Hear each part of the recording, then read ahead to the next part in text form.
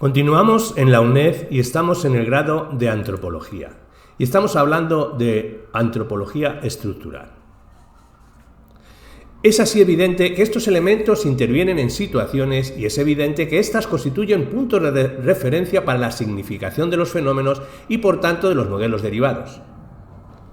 En gran manera, las situaciones aluden a las diversas alternativas que puedan presentar los elementos de sus relaciones externas. Esta es una de las razones que sirven para considerar como indispensable que el modelo estructural haga referencia a las situaciones que dan significado específico a sus relaciones específicas.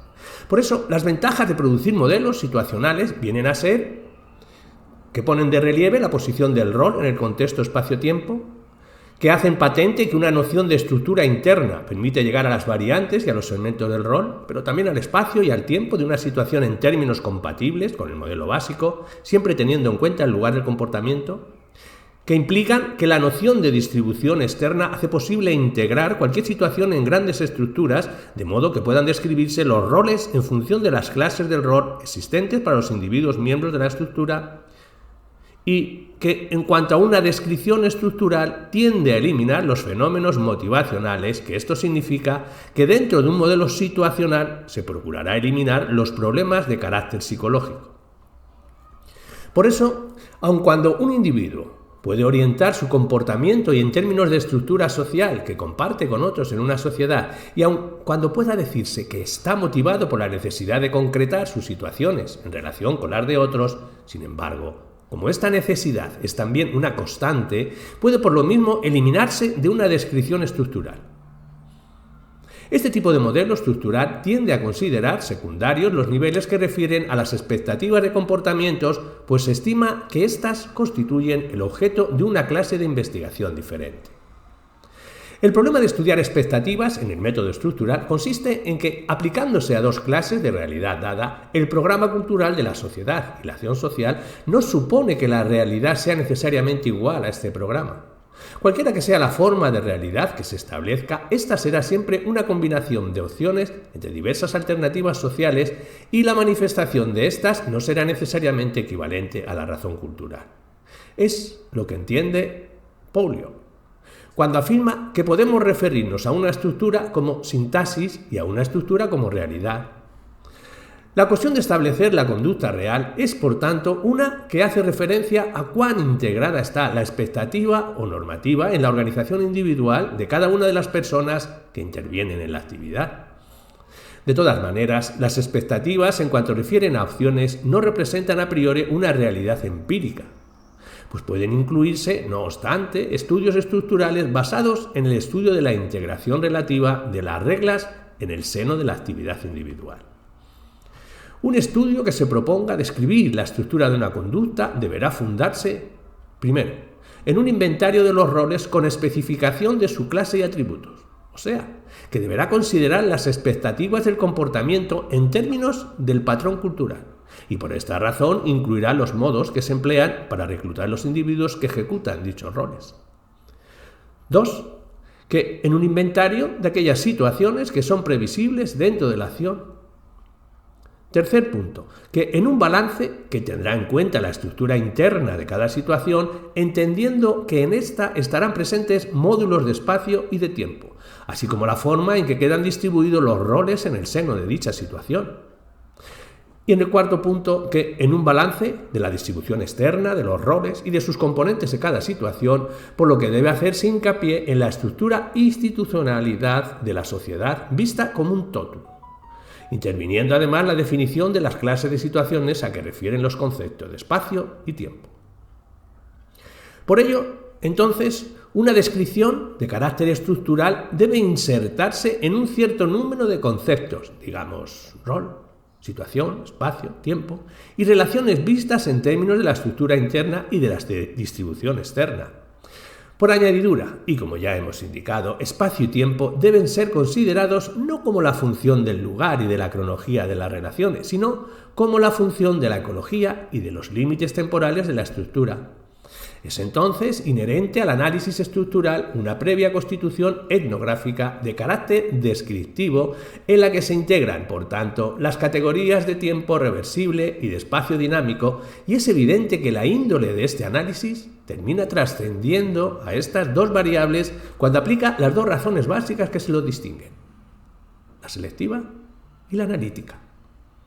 En este caso, tiempo y espacio son categorías que se desvanecen cuando el estructuralista pasa de la descripción etnográfica a la explicación de los elementos de esta. En este caso, el programa cultural o razón institucionalizada de la sociedad define las cualidades culturales de la acción, mientras que las relaciones sociales definen la integración relativa del programa cultural en los individuos en acción. Esta integración, vista en función de los principios culturales de la sociedad, es lo que se constituye en módulo de análisis estructural en antropología. Por cuanto la estructura del comportamiento equivale a una descripción etnográfica, el análisis de este comportamiento equivale a un entendimiento de la relación entre el programa cultural y la acción social. La explicación de esta estructura fenomenológica no refiere pues solo al análisis de la integración relativa de la estructura real o sensorial, acción, sino más bien a la correspondencia de esta con el programa, en la medida en que este programa equivale a la razón institucionalizada de la sociedad. La acción social deberá reflejar esta razón en las relaciones de sus componentes, aunque no necesariamente serán iguales las relaciones de estos.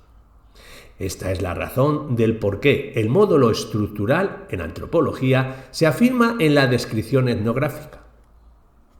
Esta progresión del método obliga, por tanto, a descubrir frecuencias o constantes, pero asimismo sugiere que es indispensable aislar aquellos fenómenos que poseen un valor estratégico. Este método implica que los valores estratégicos conciernen a elementos de la realidad que se manifiestan como decisivos. Como dice Lévi-Strauss, 1958, se opera de un modo semejante al del psicoanálisis, en el sentido de que los modelos de este han permitido investigar la vida psíquica del individuo, han permitido constituir relaciones entre factores e igualmente con independencia de las nociones de tiempo y espacio. La importancia de los modelos psicoanalíticos se ha puesto de relieve en los estudios de cultura y personalidad, sobre la base de que sus componentes se consideran como universales de causas y efectos, cuya universalidad es de orden tanto práctico como teórico. En el fondo del planteamiento estructural predomina la razón selectiva. Esta es equivalente a una interpretación-reinterpretación de la realidad, que no es necesariamente igual a la que pueda tener como significación por parte de sus protagonistas. Se trata de una clase de reinterpretación donde el discurso de la acción real es selectivamente considerado. El significado de los componentes seleccionados es, sin embargo, equivalente al de la relación entre la razón cultural y la acción. Ambos, razón y acción, son autónomos de los individuos, pero se interpretan como productos de estos. Se da, en gran manera, una cierta dicotomía entre la realidad y las relaciones o procesos de que está constituida, y esta realidad vista como modelo. Los modelos propuestos por esta metodología parecen ofrecer, pues, una cierta dualidad o contradicción, ya que mientras aíslan fenómenos y procuran dotarlos de una cierta autonomía con vista a someterlos a un análisis intensivo, por otra parte cruzan el proceso de la acción y mientras obtienen para esta una determinada independencia, en cambio las traen de ciertas de las relaciones que pueda mantener con otros fenómenos. En tal caso, la metodología estructural pierde de vista la totalidad de las posibles relaciones. Así, resulta que un modelo no es una transposición exacta de la realidad. Es más bien una simplificación o un diagrama de esta para el objeto de permitir su análisis hasta producir un modelo. Por no ser un modelo, una reproducción de la realidad es más bien un conjunto de variantes de la misma cuyo sentido depende de cómo se relacionan sus elementos. Desde ahí, cabe admitir que la selección de elementos de la realidad suele llevar a lo que Ricoeur ha designado como un empobrecimiento semántico de la conducta real, un empobrecimiento inevitable, cuando buscamos el sentido general de una acción en la racionalidad de sus elementos culturales, considerados como claves de la información, más que en la perfusión de estos con elementos infinitos, formando una realidad empírica de carácter orgánico. En tanto, lo orgánico es la misma biología, la vida, este es un terreno que no puede ser investigado empíricamente en su realidad simultánea. Por lo mismo, es un terreno que debe ser sometido a una organización objetiva. En el campo de la comprensión antropológica, el sentido de la acción y su estructura es más cultural que orgánico, y la explicación solo puede darse partiendo de un conocimiento racional de la cultura y de la clase de vida en la que ésta interviene. En cuanto toda ciencia está obligada a objetivar los fenómenos de que se ocupa, su misma clase de comprensión se aplica a una probabilidad racional cuya lógica está dada por los elementos que integra. Por lo mismo, el empobrecimiento semántico debe entenderse como referido a una clase de interpretación, que es menos rica en posibilidades de representación que la que ocurre en las relaciones mismas del fenómeno en acción. Empobrecer la semántica de la realidad no es, por otra parte, un resultado exclusivo del método estructural. Es un resultado de no disponer de un instrumento capaz de instalarse en el seno interno de la realidad. Por eso, parece evidente que el empobrecimiento semántico es mayor cuando el método estructural se empeña en producir modelos comparables, en cuanto estos, para serlo, requieren ser grandemente desposeídos de sus contenidos y mantenerse, por tanto, dentro de un carácter formal. En tal caso, el mayor empobrecimiento viene dado por el hecho de que los elementos tienden a explicarse más por su morfología que por las condiciones y los contenidos en cada situación. En este sentido, uno de los principales problemas de este morfologismo es el de que no siempre se da una relación necesaria entre los signos formales y los significados del acontecimiento.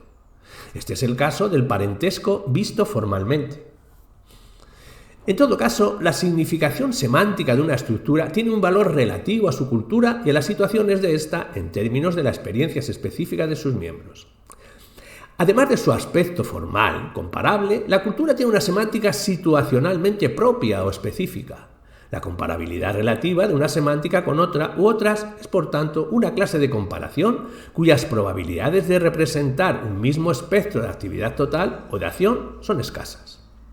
Esto viene a indicar que el modelo estructural se basa esencialmente en el análisis de relaciones formales de ámbito semejante.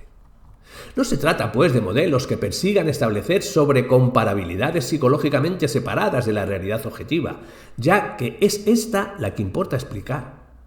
El principio más significativo de esta metodología estructural es entonces uno que nos dice que las fuentes psicológicas de un acto solo pueden explicarse por las relaciones entre los elementos del mismo acto.